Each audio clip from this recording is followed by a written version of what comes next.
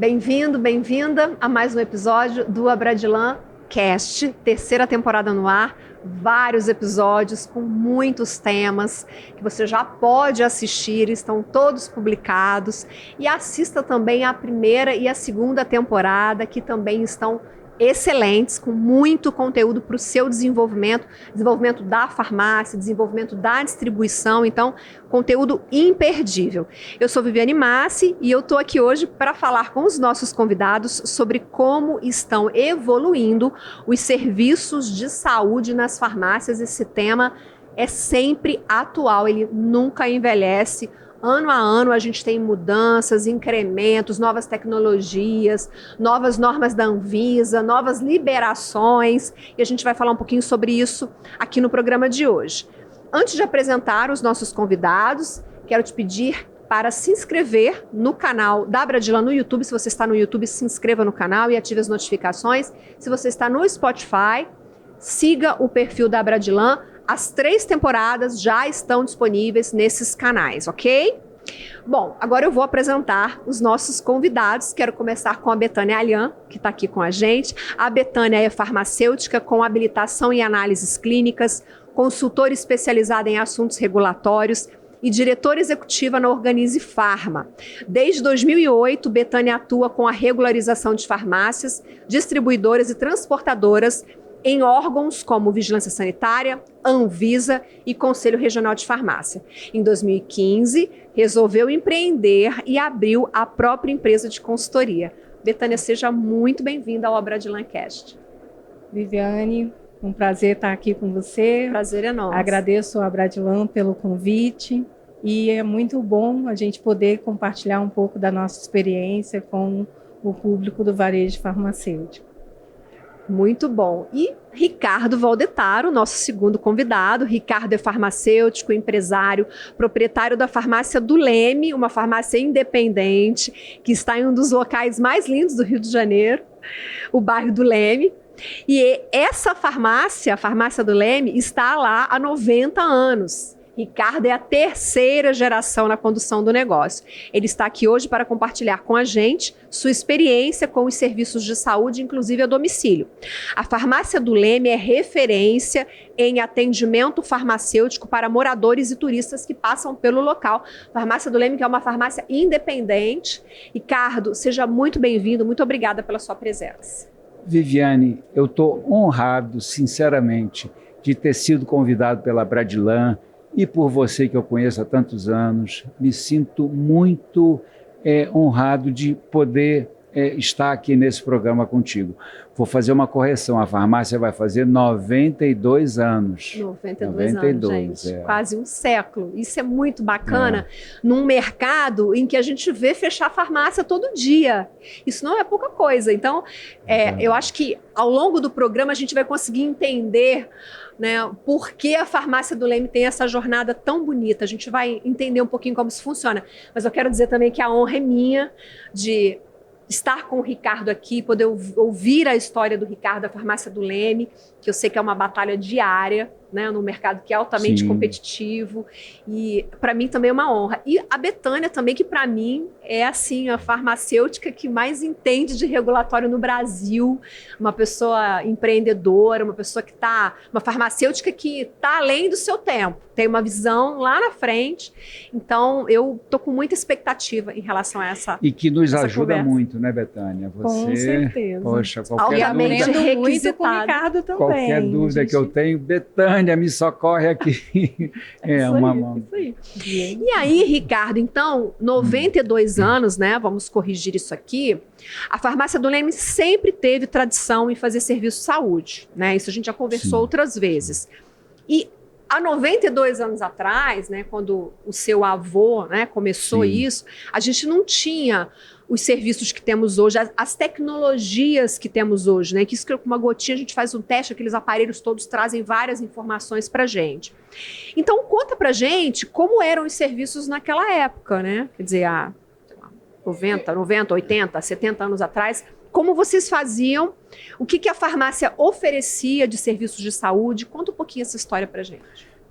Meu avô, Eumano Oliveira de Moraes, ele era muito procurado no bairro porque era um farmacêutico, e naquela época o farmacêutico era quem aconselhava, você está gripada, você toma um chá, era uma pessoa, o farmacêutico era uma pessoa muito valorizada no bairro, até porque não tinham tantos hospitais como a gente tem hoje, não tinham planos de saúde, então o farmacêutico era procurado estava com uma gripe, estava com uma diarreia, estava com qualquer problema de saúde, a pessoa, primeiro ia no farmacêutico e era atendido, era indicado. Na época, ele fazia formulação, as farmácias, a maioria, formulavam os produtos, não é? Tinham poucos produtos, digamos, prontos, na indústria não estava ainda como está hoje. Depois da Segunda Guerra Mundial, que apareceu a penicilina, veio a industrialização, aí a farmácia sai um pouquinho de cena, né? Para a indústria. Sim, a farmácia começa a parar de manipular e começam a vir a indústria com os produtos já prontos. Eu me formei em 75 e quando me formei ainda manipulávamos na farmácia. Fazíamos cremes, fazíamos minoxidil, fazíamos várias formulações e com o tempo isso foi sendo substituído pelos medicamentos feitos pela indústria. Industrializados. Mas em relação a serviço, qual era a demanda naquela época? Assim? Era injetável, era atendimento a domicílio? Como que era isso? As pessoas procuravam muito a farmácia para tomar injeções. Já na gestão do meu pai, eram tão procuradas que nós tínhamos 2 cabines, a gente chamava cabine de aplicação de injeção. E as seringas eram de vidro, eram fervidas naquelas caixinhas de aço inox. Sim. Eu até peguei algumas. Depois evoluiu para estufas, já botavam as seringas nas estufas, a gente tinha que lavar as seringas, tirar aquele óleo, lavar, botar lá. Isso eu estou te falando de 1960, que eu não estava nem formado ainda em farmácia, mas uma história interessante. Eu faço embrulho muito bem. Por quê? O primeiro emprego, eu comecei a trabalhar na farmácia, as mulheres tinham vergonha de comprar mods. Olha só, mods era um pacote vermelho grande. Absorvente. Não, chamava mods. Eu lembro que chamava mods. A gente não fala isso mais hoje em dia, né? Absorvente, mas na época era mods. Eles vinham naquelas caixas grandes da Johnson. Quando chegava 2, 3 caixas, meu pai me chamava: Ricardo, vem embrulhar. Você tinha que embrulhar o absorvente. Aí eu embrulhava um a um, deixava embrulhadinho embaixo do balcão. E a pessoa, quando ia comprar um absorvente, mods, que hoje é absorvente, falava no pé do ouvido do balconista que era um mods. Ele botava já embrulhadinho, ninguém via, mas todo mundo sabia o que era. E, quer dizer, com isso eu aprendi a embrulhar, a fazer embrulhos. Eu sou um bom embrulhador. Que bom. Se você não tivesse dado certo como farmacêutico, né, Betânia, na farmácia dele, ele poderia ser um bom embrulhador, né? Mas então a gente está falando que a farmácia de hoje é um pouco do resgate dessa farmácia de anos atrás. Você vê dessa forma, Betânia? Eu vejo dessa forma, sim, Viviane. Eu vim do interior de Minas, né? E eu cresci com um farmacêutico que prestava assistência farmacêutica no resfriado. Inclusive tinha uma injeção que a gente tomava, ficava com um cheiro de cânfora, até aquilo passar, né, Ricardo? Lembra dessa? E aí ele que tratava toda a população das dores menores, né, dos males menores, o que o Ricardo falou, de dor de barriga, de uma dor de garganta, um problema no olho. Então, o serviço, ele tinha, eu acho que, pelo que a gente tem hoje, do serviço em si, era mais a aplicação de injetáveis, e depois veio a questão de furar a orelha, e aferição de pressão e dosagem de glicemia. Eu me formei em 2002, e eu já estava nessa era que o Ricardo falou, da industrialização. Então, há 23 anos, não se falava de serviços farmacêuticos, né? O farmacêutico era o que ficava na assistência farmacêutica, no balcão, lançando receita, mas não tinha ainda essa questão dos serviços em si. E aí, né, ao longo, né, desses anos, aí foram voltando esses serviços nas farmácias, mas não eram valorizados. Era um espaço que era aproveitado debaixo da escada, que ia lá e fazia a aplicação de injetáveis, lugares que às vezes nem tinham condições de ser realizado, mas era no improviso. Então, em 2009, quando começou com a RDC 44, é que a gente começou a ter as normas, né? Toda a regulação para fazer o serviço farmacêutico, falando sobre estrutura, documentação e todo essa legislação que vem dando esse respaldo para esse serviço. Que, inclusive, a gente vai um pouquinho mais à frente, a gente vai se aprofundar nas questões regulatórias, nas barreiras regulatórias. Mas antes, eu quero ainda trazer uma provocação aqui, que é a seguinte. A gente está nesse resgate, né? É um resgate do passado, mas com uma cara nova. Porque a gente tem muita tecnologia embarcada, a gente tem muita coisa diferente acontecendo. Mas vocês acham que a população em si, a maioria, você pode me dizer, sua farmácia é muito procurada, mas você, Betânia, será que a população ainda não tem esse olhar para a farmácia? Qual o olhar? No debate a gente discutiu isso. A pessoa está se sentindo mal, tem esse mal menor, né? Uma coisa que é uma dor de cabeça, uma dor de barriga, ela tende a procurar um PSF, um pronto-socorro, e não a farmácia. Vocês acham que a percepção da população ainda é baixa em relação ao que a farmácia pode fazer? Eu tenho essa visão, né, que realmente a população ainda não tem a visão dos serviços farmacêuticos. Infelizmente, o que predomina no Brasil é a automedicação. Então, a população ela busca a farmácia para se automedicar, mas ainda não busca o farmacêutico para fazer essa triagem e fazer ali as orientações e os serviços que podem ser feitos na farmácia. Então, acho que sim uma virada de chave. Houve a questão da pandemia que trouxe a farmácia, né, como uma referência até pela questão de pontos abertos para a população, o horário de funcionamento, mas aí é uma saga que ainda a gente ainda já tinha, desde 2014, a 13021, que estabelece, né, a farmácia como estabelecimento de saúde, e a gente ainda ficou um longo tempo até vir a 2017, que é a 197 de 2017, que fala sobre vacinação, e agora em 2023 a gente tem a resolução 786 dos testes rápidos, né, dos exames de análises clínicas. Então, assim, desse período de 2009 para 2023, a gente está com um delay muito grande, né, mas que a pandemia, apesar de todo o impacto negativo, para a farmácia, ela trouxe à luz de ser também um ponto de referência para a população para esse tipo de serviço. Como você percebe isso na farmácia, assim? Deixa eu melhorar a minha pergunta. Tá.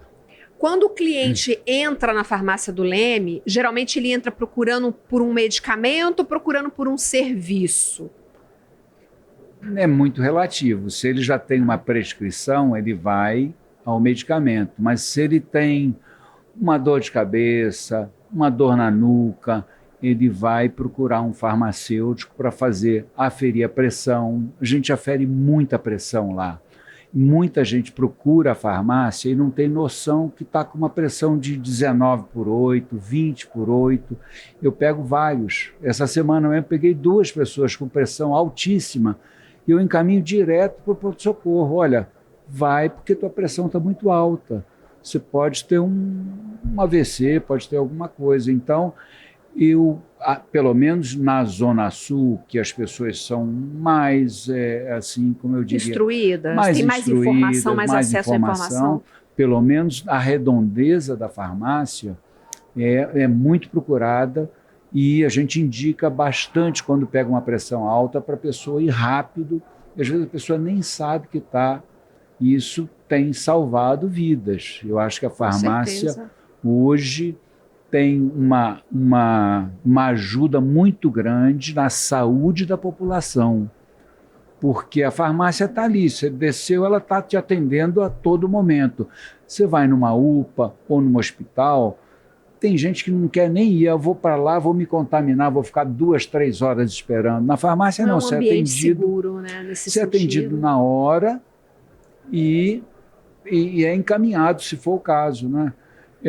Viviane, eu lembro em 2018 que o Estado resolveu fazer aquela vacinação contra a gripe em massa e ele cedeu vacinas para 2 farmácias em Copacabana. Uma foi a farmácia do Leme, a outra foi uma mais no meio. E eu vacinei mais de 1.500 pessoas. Olha só, mais de 1.500 pessoas. É um exemplo de parceria público-privada. E é um reconhecimento do governo de que a farmácia faz parte de um ecossistema de saúde. Foi uma parceria Isso é muito importante. com o hospital mais próximo, que era... e me fugiu o nome agora. Não tem problema. E que eu pegava de manhã as vacinas, levava para lá, levava uma prancheta, preenchia o CPF, nome completo.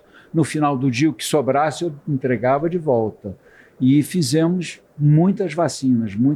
Foi uma parceria com o Estado que precisava de vacinar muita gente e a farmácia tem como participar da saúde da população. É muito importante. Mas, Ricardo, essa é uma decisão sua. Sim.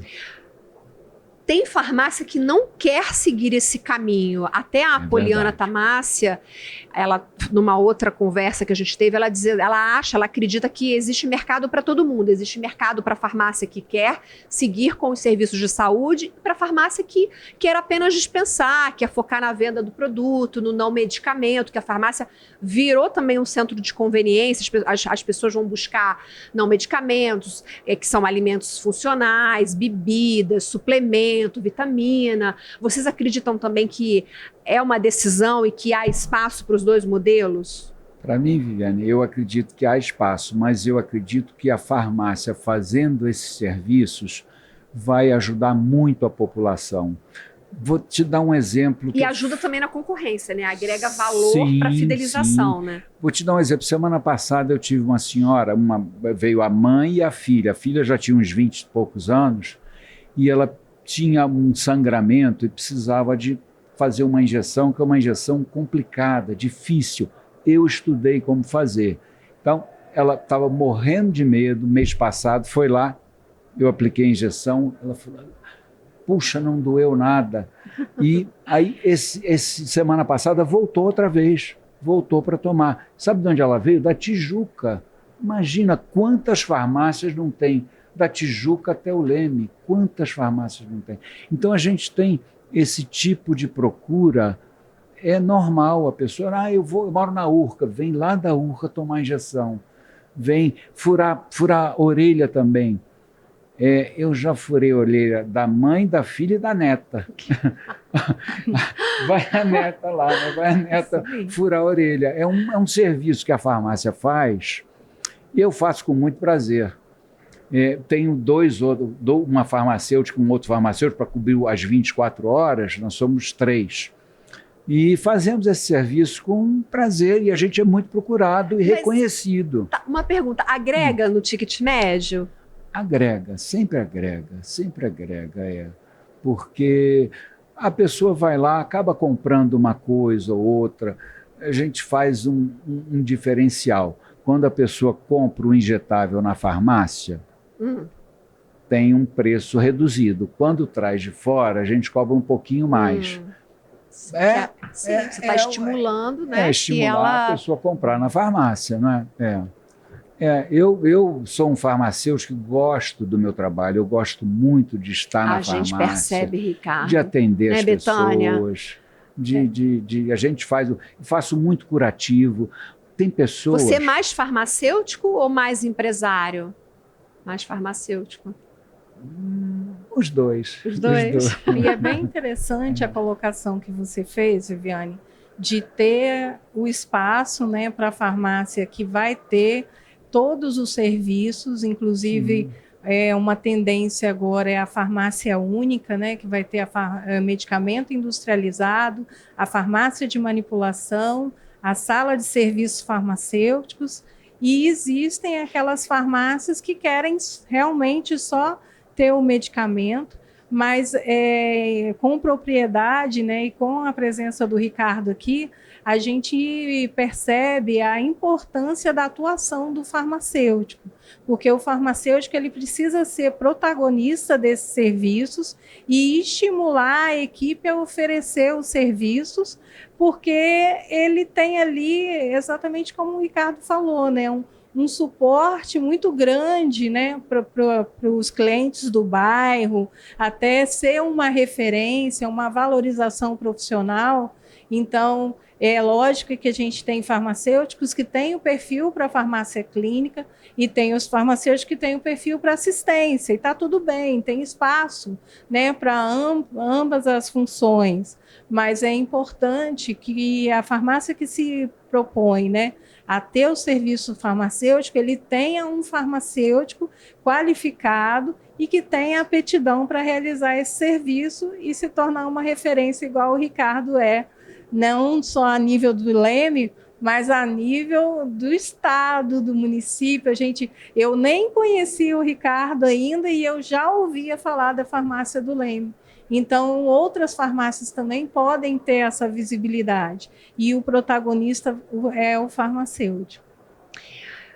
Quero falar um pouquinho agora dos desafios e das barreiras regulatórias para a oferta de serviços. Você já mencionou algumas normas que demonstram uma evolução na questão regulatória. O que antes, por exemplo, a gente tem a RDC 44, que é de 2009, que ela é muito limitante, ela é muito básica, e depois dela já vieram outras normas, como das vacinas, dos testes, mas inclusive a RDC está passando por uma revisão. Isso. Ela também está se modernizando, né? Certo. Mas eu ainda percebo que existem certas dificuldades, principalmente porque o Brasil é enorme, são muitas vigilâncias sanitárias.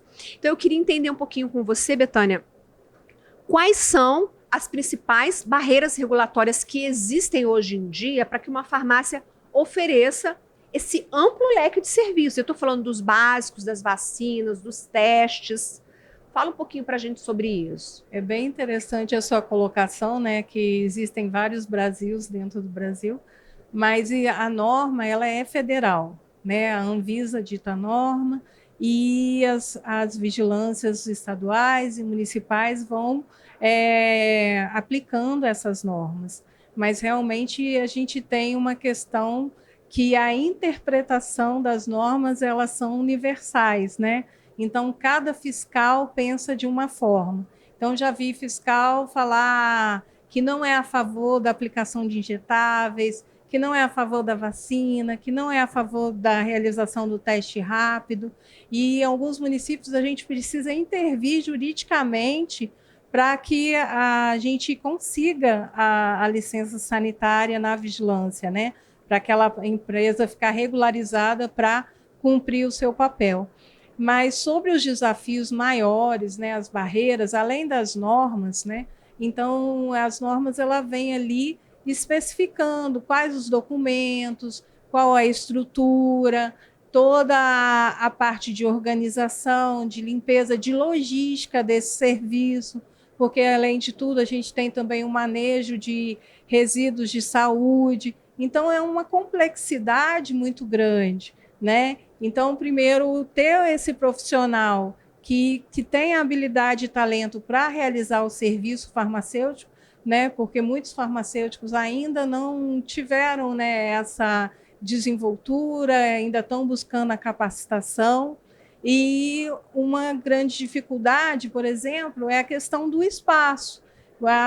O serviço de vacinação, ele pede 6 metros quadrados. Às vezes a farmácia tem um pouco mais do que isso. Então, dispor desse espaço para colocar uma câmara fria, uma maca, e ter todos os equipamentos necessários, isso também é um custo de investimento que a farmácia tem e que, às vezes, vai demorar a dar retorno esse investimento. Então, a gente tem a questão da parte regulatória, dessa questão de, às vezes, a complexidade que se pede para cada realização e torna inviável o serviço e a implantação desse serviço, né? O licenciamento dele, da hora que o fiscal vai lá e dá a autorização, e depois a implantação para dar continuidade. Mas eu penso que isso vem mudando, né? E com certeza a gente vai falar aí ainda sobre a questão dos testes rápidos, e eu acho que ainda há um leque muito grande, né, para que os farmacêuticos possam ter uma maior atuação e as farmácias também terem um rendimento, né, com esse serviço. Você falou em retorno financeiro, quero até aproveitar, Ricardo, perguntar para você desse retorno financeiro mesmo, assim, quer dizer, os serviços são todos cobrados, você precifica esses serviços, você tem aí um lucro, porque imagino que seja um outro núcleo de negócio, você tem o faturamento com a venda do produto e tem o faturamento com o serviço. Você poderia compartilhar isso com a gente? Sim, eu ainda acho que os serviços são muito baratos em relação a uma consulta médica. Por exemplo, a gente cobra hoje R$ 6 para aferir uma pressão. Só que o aparelho que eu afiro a pressão é um aparelho alemão que custou caríssimo, que já está pago, está há muitos anos, está há muito tempo, ela tem que aferir. O investimento ainda para ter o retorno, deveriam se cobrar um pouco mais pelo serviço. Hoje a gente cobra uma aplicação de injetável R$ 11. Se a pessoa for num consultório médico, vai pagar uma consulta de 200, 300, dependendo do médico. Será que isso desestimula que outras farmácias talvez, queiram entrar na área de serviços? Acho que a gente devia... Não existe um tabelamento, mas eu acho que deveriam ser cobrados uma taxa um pouco maior, um pouco... As vacinas são mais caras, né? Acho que a vacina é o produto mais caro dentro desse serviço. Sim, mas a vacina é cara. A farmácia fica com... Compra muito caro. Muito caro, ganha 30%, 20%, um valor que você não pode cobrar muito, porque as clínicas de vacinação compram em grande quantidade e aí tem um preço menor que as farmácias. Sim. Então, a farmácia, como não vacina muito, ainda não vacina muito, eu acredito que vai vacinar.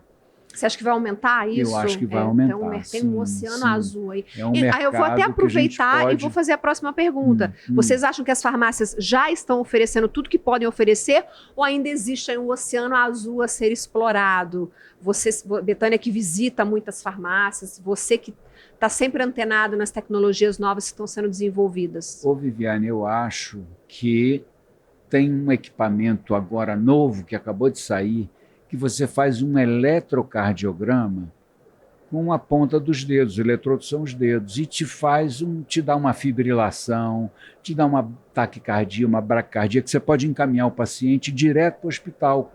Eu já peguei, mas a vigilância não está dando a licença para a gente fazer esse tipo de teste, que é um teste... Doutora, e aí, agora... assim, né? Lembra que eu falei das legislações, os anos de publicações? Sim. Então, a gente teve uma legislação em 2009, depois 2014, então 5 anos. 2014 para 2017 diminuiu um pouquinho, e de 2017 para 2023, com a legislação da 786, né, que fala sobre os serviços para estabelecimento tipo 1, que são os testes rápidos em farmácias, tem um delay muito grande. O que a gente percebe é exatamente isso. A tecnologia está avançando e aí primeiro aparece a demanda para que depois haja uma normativa sobre isso. Então, por exemplo, o teste rápido, a gente teve muitos anos, as farmácias precisavam entrar com uma liminar contra, solicitando, né, a vigilância sanitária para fazer os serviços e implorava. E depois, quando veio a questão da pandemia, as farmácias foram esse ponto que deu o suporte, né?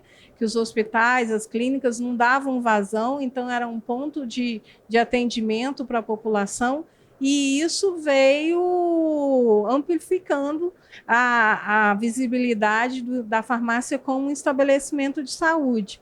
Só que a gente tem que pensar que não existe só uma pandemia, a questão da vacina. Tem muitas vacinas que são de uso adulto, que não está disponível na rede pública.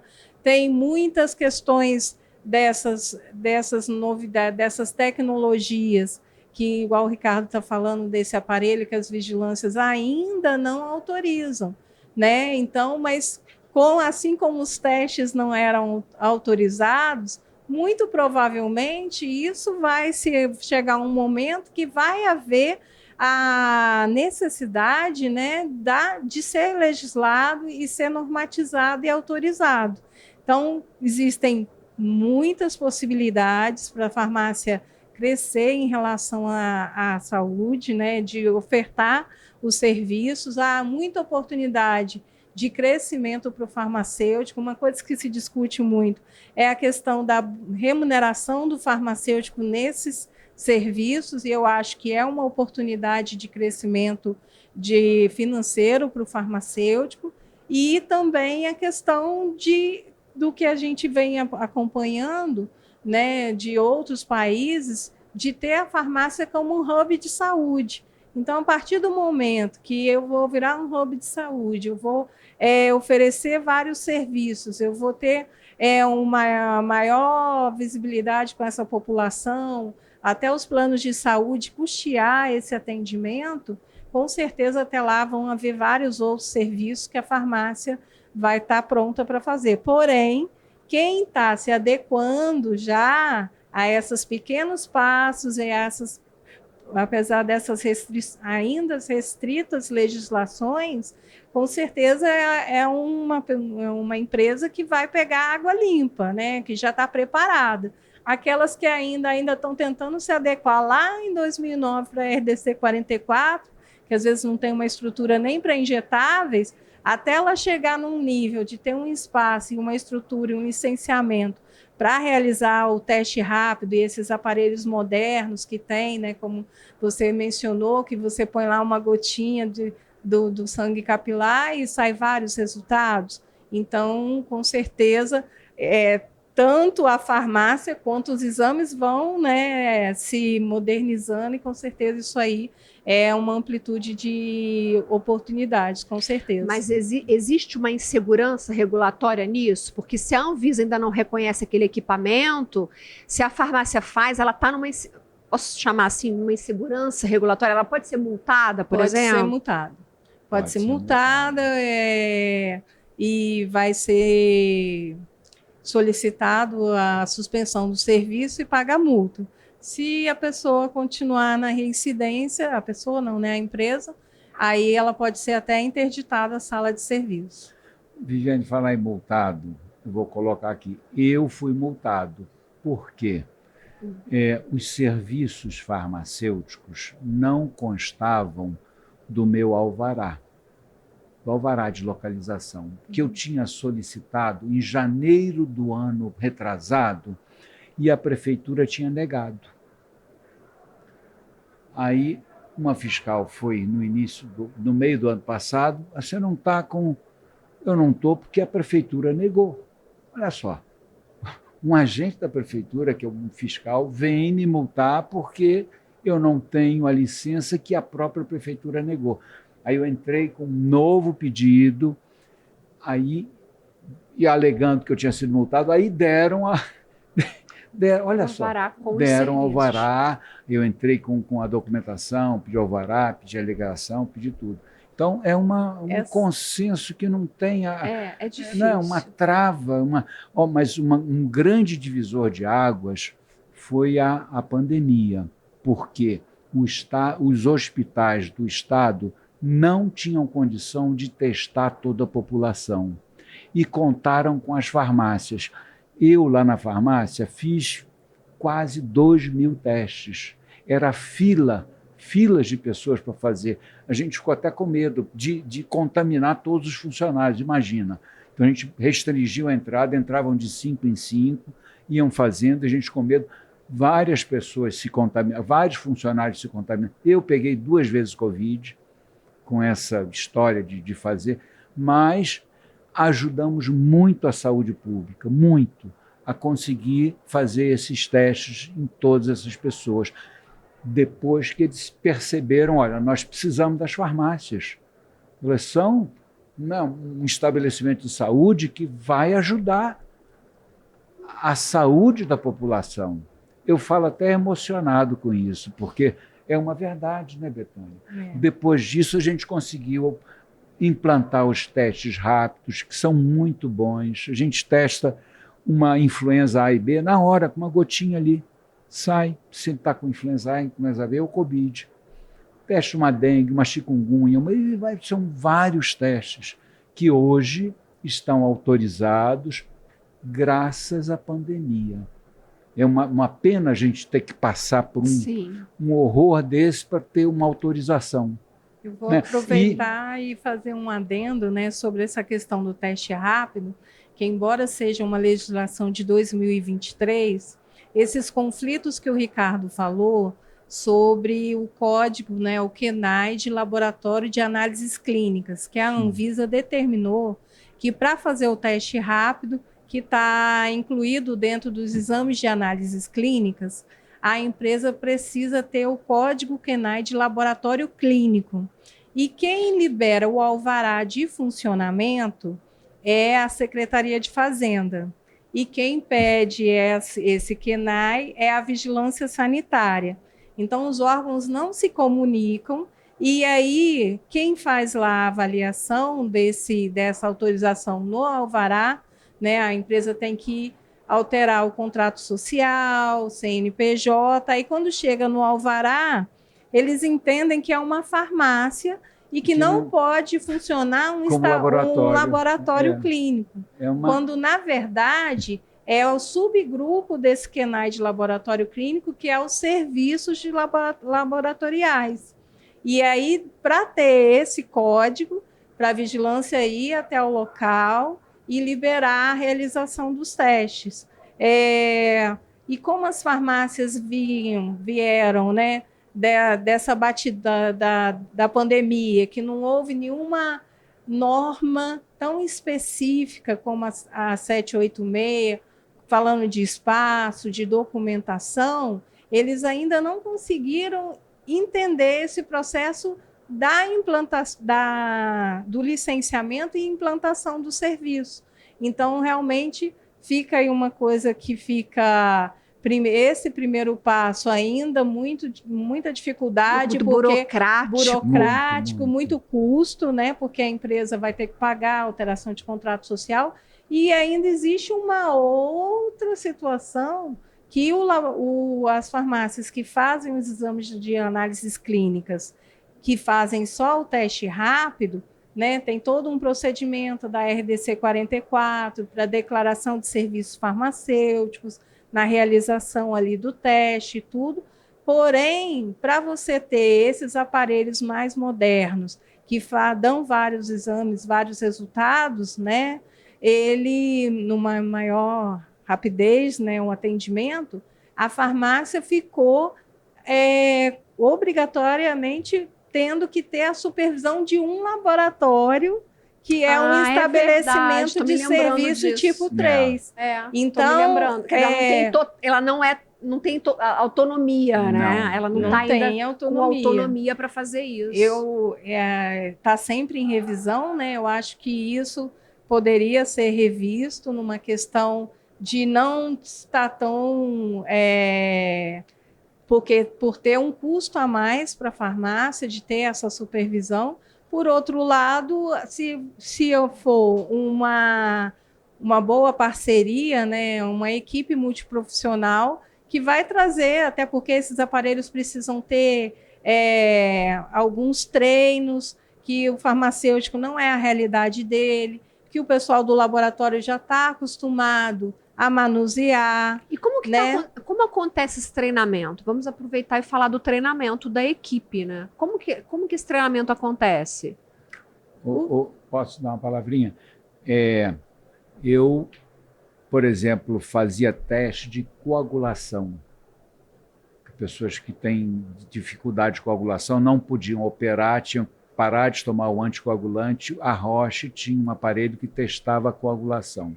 Como é que eu fui treinado? Eu fui treinado. Um profissional da Roche foi na farmácia, ensinou como é que se fazia o passo a passo. Eu aprendi, capturei e passei a comercializar esses aparelhos. Eu ia na casa do paciente que comprava, que é um aparelho caro, e ensinava, você faz assim, tem o tempo certo. E isso foi evoluindo. Eu acho que os testes que eu aprendi, por uma indústria que faz os testes rápidos, foram 2 ou 3 vezes técnicos ensinar a gente aprendeu com a própria indústria ensinando. Você faz assim, faz assim, faz assim. Então, mas você tem que querer aprender, tem que pedir, tem que se dedicar. Mas as normas, elas dizem como deve ser essa capacitação? Na RDC 786, ela fala da supervisão laboratorial. Eu tenho um cliente que ele faz a supervisão laboratorial de farmácia. Nós sentamos, fizemos todos os processos, desde a implantação do serviço, do teste rápido, a emissão da declaração de serviço farmacêutico.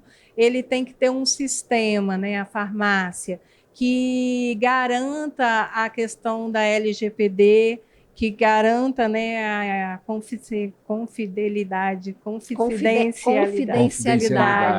do paciente. Ele tem que fazer a anamnese do paciente, realiza o teste, emite a declaração de serviços farmacêuticos, tem o encaminhamento e orientação desse paciente. Ainda tem uma outra questão que eu gostaria de enfatizar, que a farmácia e drogaria, elas deixaram que, com a RDC 786, as que realizam um teste rápido, elas deixaram de responder só para a vigilância sanitária e para o conselho. Eles passaram também a responder para a Secretaria de Saúde do município, do estado, para o Ministério da Saúde e também para os departamentos de imunização.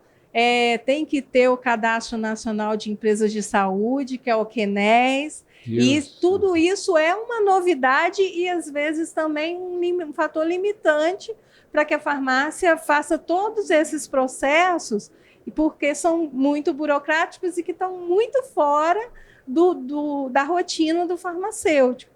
Então, a questão do serviço com supervisão laboratorial tem que ser um laboratório que te dê esse suporte total, que fale com o farmacêutico assim, olha, a gente vai fazer dessa forma. A questão dos equipamentos, como o Ricardo falou, eles são geralmente a empresa que faz lá, ou que vende o aparelho, ou que é o comodato, é que faz o treinamento do aparelho. Mas o farmacêutico tem que ter todos os POPs da RDC 44, se fizer vacina, todos os POPs da RDC 197, e se fizer teste, tem que ter um POP para cada teste, e não adianta ter só o POP do laboratório que faz a supervisão. O farmacêutico tem que fazer um POP da rotina dele, desde a seleção desses testes que são comprados, qualificação do fornecedor. Então, se o laboratório não tiver muito bem desenhado esse processo, a farmácia acaba sendo autuada, porque são etapas que têm que ser cumpridas, né? Quando compra, quando realiza, quando notifica. Tem notificações de doenças compulsórias, que às vezes você tem que notificar de imediato o município. Tem outras que você tem que notificar o município, o estado e o Ministério da Saúde. Então, dengue, chikungunya, HIV, sífilis, né, toda a IST.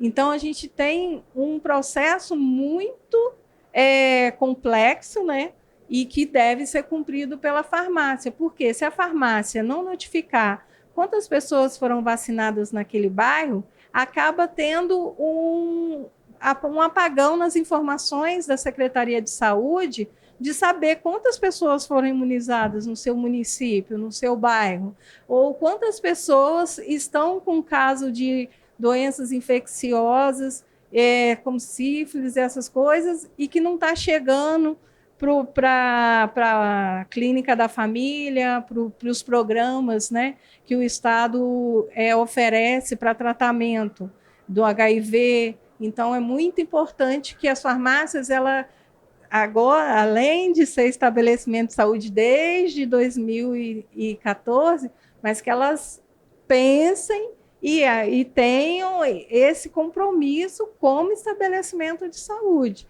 E é um processo que realmente no início é complexo, mas que no decorrer do tempo a pessoa começa a fazer com naturalidade. Entra na rotina. Acho que esse início, né, de fazer os POPs, de organizar, pode até parecer desanimador, mas se é uma decisão como o Ricardo, eu vejo o Ricardo decidindo todo dia continuar com os serviços farmacêuticos, Viviane, né? Uma decisão diária. Né? Para eu conseguir legalizar e informar que a farmácia do Leme é uma vacinadora, eu fui 4 vezes, e fiquei 2h30 cada vez que eu ia. Os funcionários da vacinação são muito gente fina, são solícitos, mas o sistema é o IPI, e tem uma SIPNI. Ele está fora do ar sempre. Então, é uma dificuldade. O próprio Estado não tem um sistema robusto que você possa... Você tem que cadastrar o farmacêutico, você tem que cadastrar a vacina, o lote, a validade, é tudo cadastrado quando entra. E quando você faz a vacina, você tem que cadastrar o CPF. Por exemplo, semana passada eu tive 2 turistas estrangeiros que queriam tomar vacina de malária porque iam para uma determinada área e não tinham CPF. E aí, como é que eu vacino? Não vacino, porque o cadastro tem que ser o CPF. São várias... São tantos detalhes que, na prática, uma coisa complicada. A gente está discutindo, a gente está falando, né? É uma oportunidade para a farmácia. Sim. Mas tem muitos desafios aí, né? É uma Muitas coisa difícil. Barreiras a serem vencidas para que a farmácia... Eu gosto de trabalhar sempre correto, sempre dentro da lei. Mas tem que ser, porque senão... Mas é complicado, e é difícil. São muitos entraves que você encontra no próprio sistema de controle do governo, do município, do Estado. E não só na saúde. A gente... tem isso em outras áreas também, né? A questão da burocracia. Sim. Muita coisa melhorou, né, Betânia? Veio a licença online. Né? Essa foi ótima. Né? Mas foi uma exceção. Eu fui a primeira farmácia a testar a licença online. Fui lá na cidade da... Foi. Não sei se vocês... Fui lá, a gente vai fazer o teste. Aí fizemos o teste, a primeira farmácia online que se cadastrou, que conseguiu se cadastrar. E é interessante, Viviane, essa questão que o Ricardo está falando e você tocou, a capacitação do profissional, vacina, o farmacêutico precisa ter uma habilitação em vacinas, ele não pode simplesmente fazer a vacinação. Então, isso tem que estar averbado na carteira dele no conselho. Agora a gente tem o QRQ também, QRE e RQE, perdão. E também a questão que não são todos os municípios que se informatizaram, igual o Ricardo está falando, né? Foi um exemplo do município dele, mas a gente ainda tem, mesmo dentro do próprio estado, ainda as vigilâncias sanitárias que precisam ser protocoladas de maneira presencial, e aí tem a questão de emissão da taxa. Então, às vezes, a Secretaria de Fazenda já está informatizada, emite a taxa, aí você primeiro emite a taxa no site, paga a taxa, junta com o restante da documentação para depois fazer o protocolo para o fiscal ir até a farmácia. Aí é importante que as farmácias, quando derem entrada na renovação da licença, fazer um roteiro de autoinspeção da farmácia e o roteiro de autoinspeção dos serviços, porque o fiscal não vai lá só olhar a sala de serviço farmacêutico, ele vai olhar a farmácia como um todo. Então, todas as documentações elas têm que estar completas e dentro da validade. E aí, o fiscal, depois que ele vai lá, que ele olhou a estrutura, tem a pia, tem a caixa de descarte, tem contrato com a empresa de coleta, aí tem várias outras coisas envolvidas nisso aí, para que ele possa liberar a licença. Então, tem lugares que a licença é online, como foi o caso do Ricardo, tem licenças que são totalmente presencial e ainda tem as renovações de licenças que são híbridas, que é uma parte que você faz no sistema da prefeitura e a outra parte que você entrega presencial. Ufa! Apesar de tudo, apesar de toda a burocracia, a vigilância, quando vai fiscalizar, é um livro de documentos desse tamanho. É o documento da geladeira, é a temperatura. E a gente tem que ter tudo em dia, mas, apesar de tudo, eu ainda gosto de ser farmacêutico. É uma luta. Quando você vai para uma grande rede, você já tem aquela burocracia toda feita pelo escritório, né? Porque aí ela trata de 20 farmácias, de 100 farmácias, trata de todas. Agora, independente é complicado. É complicado. Tem que ter muita vontade de ficar correto, porque muitas não trabalham corretamente. Aí, Ricardo, parabéns pelo seu trabalho, pela sua coragem, pela sua perseverança. Eu acho que a palavra aqui para o Ricardo que a gente tem que deixar é de perseverança, perseverar para fazer um serviço, né, para ofertar serviços num cenário que não é um cenário tão amistoso, tão favorável, né? Que, os entraves são muitos, mas ainda assim você acredita. Então, parabéns. A gente precisa encerrar. Quero agradecer a sua participação. Claro que não podia ser diferente. Muito obrigada por compartilhar a sua história, confiar aqui, né, e contar um pouco do que acontece no seu dia a dia. Muito, muito obrigada. Eu que agradeço poder participar e colaborar com as pessoas e ser entrevistado por você, que é tão simpática, Viviane. Obrigada. Você quer deixar algum contato, um site, um arroba, alguma coisa para as pessoas? Olha, eu tenho um site, farmaciadoleme.com.br. Tem um site lá. Tem rede social também. Tem rede social. Qual é o Instagram da Farmácia do Leme? Farmácia do Leme. Farmácia do Leme. Farmácia do Leme. Farmácia do Leme. Tá bom, isso, tá bom, tá bom. Betânia, muito obrigada também. Você deu uma aula aqui. Acho que a farmácia que está interessada vai ter que voltar, rebobinar, né? Igual a gente fazia antigamente, voltar um pouquinho nesse vídeo para escutar suas explicações algumas vezes, porque é complexo, mas acho que você explicou, deu uma aula, passou pelos principais pontos. Então, muito, muito obrigada. E eu quero fazer uma propaganda da Betânia.